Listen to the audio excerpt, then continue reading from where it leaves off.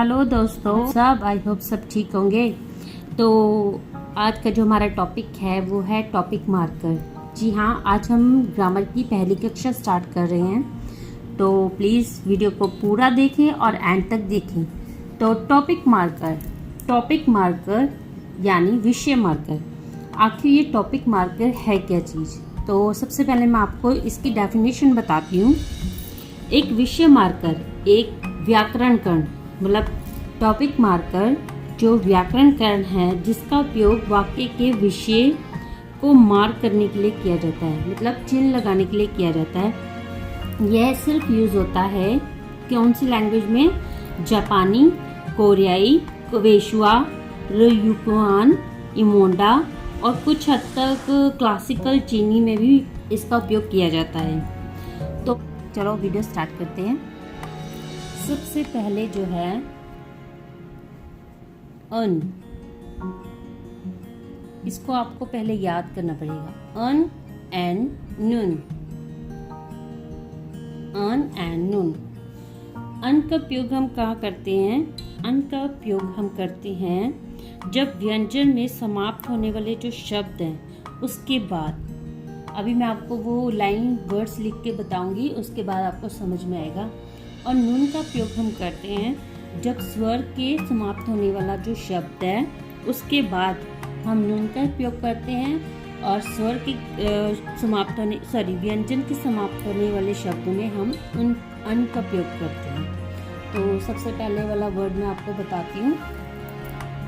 सबसे पहले की लाइन है, मैं भारतीय हूँ। आई एम इंडियन, मैं भारतीय हूँ। तो अभी तक अगर आप मेरी वीडियो में पहली बार आए हैं, मैं ये नहीं कहने वाली कि आप लाइक एंड सब्सक्राइब करें, वो आपकी इच्छा है। अगर आपने स्वर और व्यंजन नहीं सीखे हैं तो प्लीज़ पहले जाकर उन्हें समझ लीजिए, उन्हें सीखें, क्योंकि इस वीडियो का आपको समझ तभी आएगी जब आप स्वर एंड व्यंजन को अच्छी तरह पहचानते और जानते होंगे। तो सबसे पहले मैं में आएगा नौ, हाँ ना। अब न, ये तो हो गया व्यंजन और ये हो गया स्वर। व्यंजन एंड स्वर, यहाँ पर मैं आपको बता देती हूँ व्यंजन में कौन कौन सी चीज़ें, ये सब, एंड स्वर में एक एग्जाम्पल के लिए मैं आपको बता रही हूँ। न, ज्ञान एंड नियम, और ये है ये व्यंजन और ये स्वर। इन्हें मिलाकर ही वर्ड बनते हैं, जैसे ना मीन्स मैं। अब इसके बाद हमें लगाना है टॉपिक मार्कर, और टॉपिक मार्कर यहाँ पर क्या आएगा? अगर ये स्वर है तो यहाँ पर आएगा नन, अगर यहाँ पर व्यंजन है तो अन। स्वर नुन, व्यंजन उन। नानन, इंदो,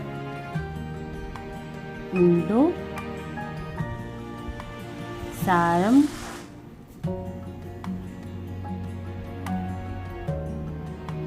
इदा। नानम इंदो सारमिदा, नानन इंदो सारमिदा। तो ये जो है वर्ड, ये जो है टॉपिक है, इसको हम बोलेंगे टॉपिक मार्कर, जो सेंटेंस को कंप्लीट करता है पूरा। नानन इंदो सारमिदा, मैं भारतीय हूँ, ये टॉपिक है जो सेंटेंस को कंप्लीट करता है। नानन इंदो सारमिदा। अब इसके बाद मैं दूसरा सेंटेंस चूज करती हूँ। आज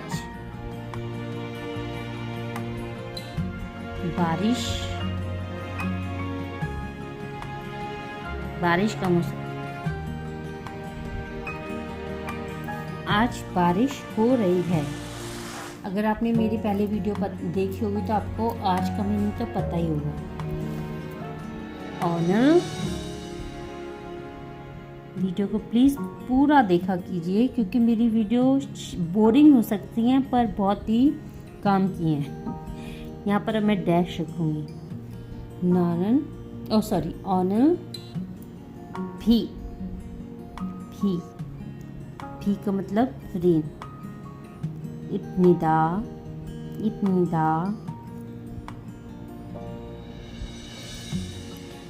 ऑनर डैश भी इब्निदा। अब ये देखिए यहाँ पर ये क्या है, ये है व्यंजन। यहाँ पर ये व्यंजन है। यहाँ पर था ये जो भी वर्ड के लास्ट में जो वर्ड आएगा, पूरे वर्ड के लास्ट में जो छोटा सा वर्ड आएगा, हम उसके बाद वाले वर्ड में इन दोनों को चूज़ करके लिख सकते हैं। ये तो एक मतलब इसमें और भी डिफरेंसेस हैं, वो मैं आगे वाली वीडियो में आपको बताती जाऊंगी। अभी सिर्फ आपको अन एंड नून के बारे में सिखा रही हूँ। तो यहाँ पर ऑनल ये है व्यंजन, तो यहाँ पर आएगा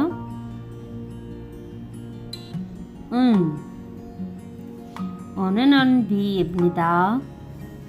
तीसरा वर्ड नहीं है, सॉरी। अब हम एक चूज कर लेते हैं। यह एक पुस्तक है, दिस इज ए बुक। एक पुस्तक है।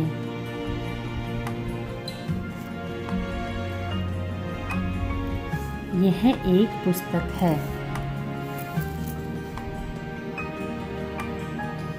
यह का मीनिंग भी पता होगा आपको, मैंने बताया हुआ है पहले। ईगोत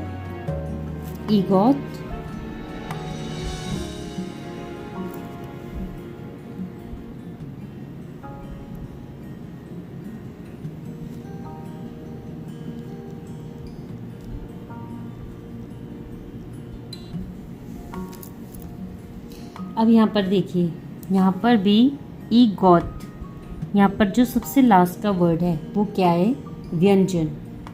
ये क्या है, व्यंजन। तो यहाँ पर हम क्या लिखेंगे, उन। इगोदॉन छेगिब्निदा।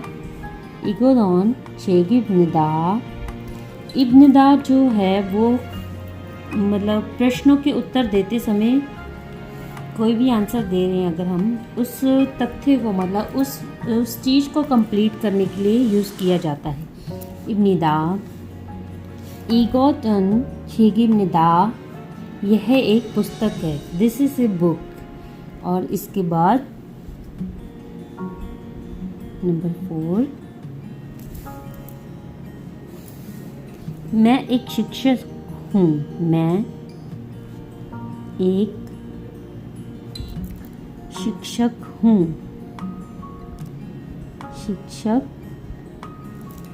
मैं एक शिक्षक हूँ।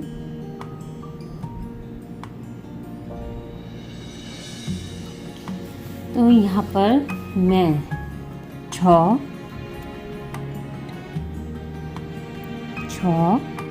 डैश खिसा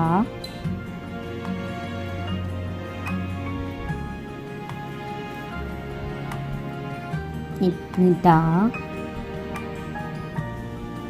अब तक तो आपने अंदाज़ा लगा लिया होगा कि इसमें अब क्या आएगा। मैं एक शिक्षक हूँ। ये लास्ट वर्ड क्या आ रहा है, स्वर का, तो क्या लगेगा, नुन।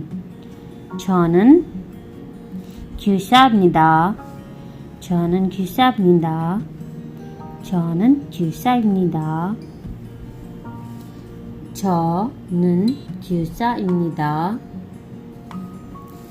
ये बाकी के वर्ड्स तो आपको आई होप समझ आ गए होंगे। मैं फिर भी एक बार आपको दिखा देती हूँ अच्छी तरह, आप उतार लेना अपनी।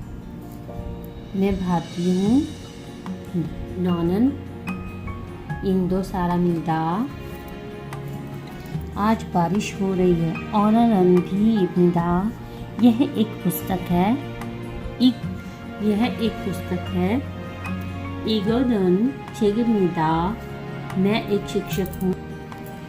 저는 규상이다। अब इसके बाद नंबर 5, मैं जापानी हूँ। ये सिर्फ मैं आपको नॉलेज के लिए बता रही हूँ, अगर आपको कोई बताता भी है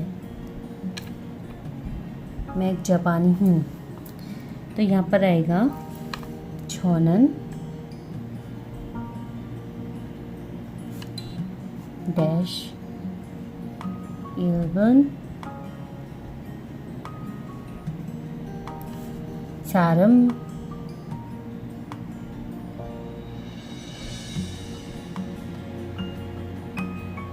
입니다।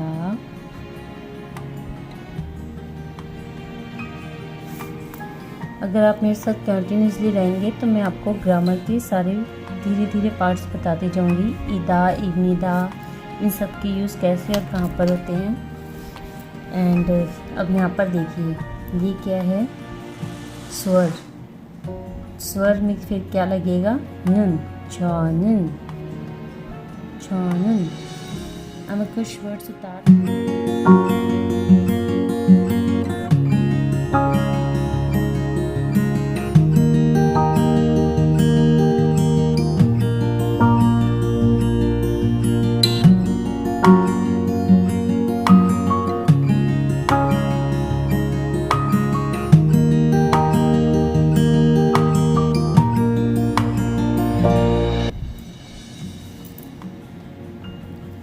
अब ये 10 वर्ड्स मैंने कंप्लीट कर लिए यहाँ पर मैंने यहाँ पर डैशेस छोड़ दे दी हैं।